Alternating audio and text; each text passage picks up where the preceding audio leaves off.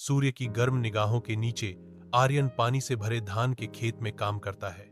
उसकी भौहें गहरी एकाग्रता में तनी हुई हैं। प्रत्येक पौधे को सावधानी से रखा जाता है, जो उनके समर्पण का प्रमाण है। थोड़ी दूरी से माया आर्यन को देखती है। उसकी आंखें उसकी हर हरकत का पता लगाती हैं। वह उसे उतना ही सरल और प्यारा पाती है जितना कि वह पृथ्वी की खेती करता है। माया के होंठों पर एक हल्की मुस्कान छा जाती है। आर्यन के लिए उसके स्थायी प्रेम का मौन स्वीकारोक्ति। वह जानती है कि वह अभी भी आर्यन से प्यार करती है। जैसे ही सूरज डूबता है, आर्यन और माया खेत के किनारे पर विचारशील चुप्पी में बैठते हैं।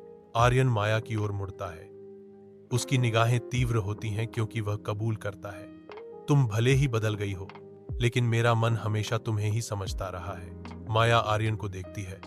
उसकी आंखें भावनाओं के मिश्रण से भरी हुई हैं, क्योंकि वह कहती है, तुम मेरे मन की लहर हो जो हमेशा मुझे अपने किनारे पर ले आती है। ढलते सूरज की किरणें उनके चेहरों को एक गर्म, सुनहरी चमक से नहलाती हैं, जो उनके बीच के अनकहे संबंध को उजागर करती हैं। आर्यन और माया एक साथ बैठते हैं। विशाल मैदान उनके सामने फैला हुआ है, जो उनके आपस में जुड़े जीवन की यात्रा का प्रतीक है।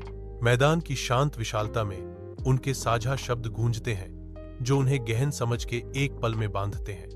विशाल आकाश के नीचे आर्यन और माया एक देहाती गांव की सड़क पर एक साझा यात्रा शुरू करते हैं। उनकी हंसी शांत परिदृश्य में गूंजती है।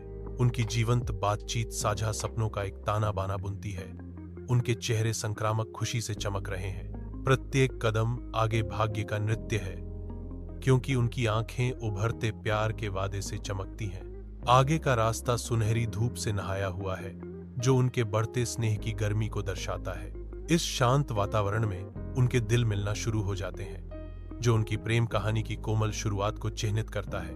अनकहे शब्दों से हवा भरी हुई है, क्योंकि आर्यन और माया अपनी यात्रा जारी रखते हैं। उनकी हंसी दूरी में फीकी पड़ जाती है।